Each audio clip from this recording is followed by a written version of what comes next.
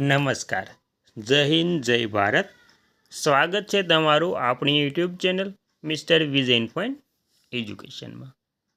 તો મિત્રો, આજે આપણે વાત કરવાના છીએ કે ગુજરાત રાજ્યના પેન્શનરો માટે જે નિયમ જાહેર કર્યા છે તેના વિશે. તો મિત્રો, ગુજરાત રાજ્યના પેન્શનરો માટે નવા નિયમ જાહેર. તો તેમાં પગાર, ડીએ, એચઆરએ અને પેન્શનને લઈ નિયમ જાહેર કરવામાં આવ્યા છે.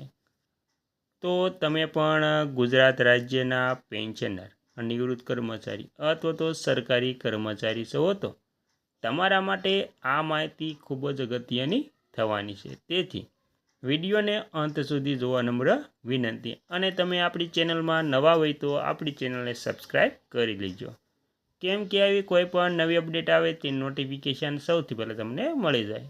અને મિત્રો, વિડીયો ગમે તો લાઈક કરવાનું ભૂલતા નહીં. તો મિત્રો, સંપૂર્ણ વાત વિગતવાર જાણીએ. DA news. તો મિત્રો, સરકારના કર્મચારીઓ અને પેન્શનરો માટે એક મહત્વપૂર્ણ વહીવટી આદેશ જાહેર કર્યો છે. 9 જૂનના રોજ ખરસ વિભાગે delegation of financial powers rules DFR 2024માં મોટા સુધારા રજૂ કરતી વિગતવાર નિયમ પુસ્તિકા બહાર પાડી છે. મિત્રો, ડીએ બાકી રકમ ખાતામાં કેવી રીતે જમા થશે? તો મિત્રો, મની કંટ્રોલના અહેવાલ મુજબ જુલાઈ 2026 પછી 7મા પગાર પંચ હેઠળ ડીએમાં કોઈ પણ વધારો 8મા પગાર પંચની ભલામણો લાગુ થયા પછી સીધા બાકી રકમમાં રૂપાંતરિત થશે. મિત્રો, અને મિત્રો, આ સમજવા માટે આપણે જો જુલાઈ 2026માં 7મા પગાર પંચના આધારે ડીએમાં વધારો કરવામાં આવે અને સરકાર ત્યારબાદ 8મા પગાર પંચનો અમલ કરે તો બંને વચ્ચેનો નાણાકીય તફાવત કર્મચારીઓને ચૂકવવામાં આવશે. સરકાર પહેલેથી જ કરવામાં આવેલા ડીએ ચૂકવણી અને સુધારેલા પગાર ધોરણના આધારે ગણતરી કરાયેલા નવા ડીએ વચ્ચેનો તફાવત બાકી રકમ તરીકે ચૂકવે છે. અને મિત્રો, નવા માળખા હેઠળ કર્મચારી સંબંધિત ખર્ચને ખૂબ જ સ્પષ્ટ અને અલગ શ્રેણીઓમાં વર્ગીકૃત કરવામાં આવ્યા છે.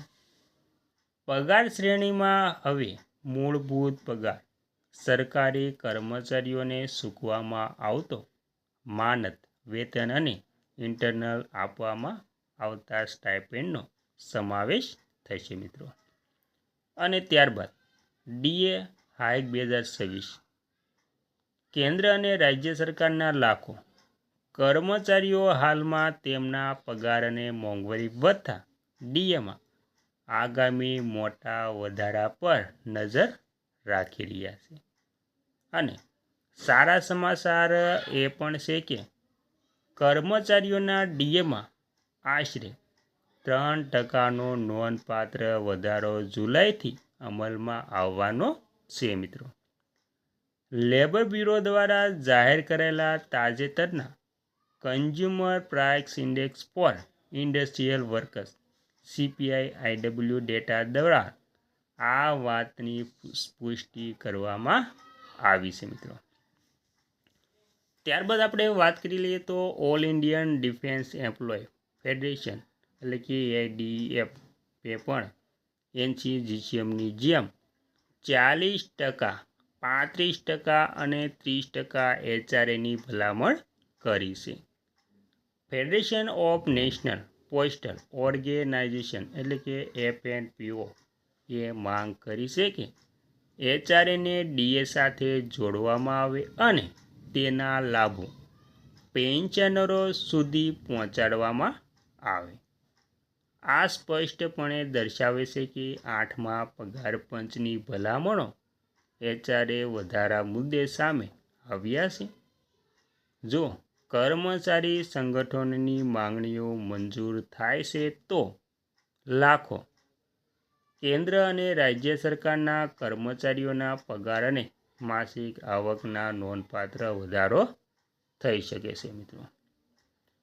ત્યારબાદ નવા નિયમો સત્તાવાર જે મિત્રો નવા નિયમો છે તેને સત્તાવાર પ્રવાસો અને કર્મચારી તાલીમ પર થતા ખર્ચ અંગે સંપૂર્ણ સ્પષ્ટપણે પ્રદાન કરે છે. ભારતમાં કરવામાં આવેલા સત્તાવાર પ્રયાસોને ઘરેલું મુસાફરી ખર્ચ તરીકે વર્ગીકૃત કરવામાં આવશે, જ્યારે વિદેશ પ્રવાસોને વિદેશી મુસાફરી ખર્ચ તરીકે વર્ગીકૃત કરવામાં આવશે. વધુમાં રજા મુસાફરી કન્સેશન એટલે કે LTC અને એક અલગ શ્રેણી સોંપવામાં આવી છે.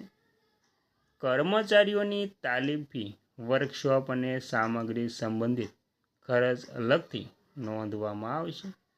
જો કે તેમાં મુસાફરી ખર્ચનો સમાવેશ થશે નહીં. નવા પગાર પંચના અમલીકરણ માટે ટાઈમલાઈન. સરકારી કર્મચારીઓ 8મા પગાર પંચની આતુરતાથી રાહ જોઈ રહ્યા છે.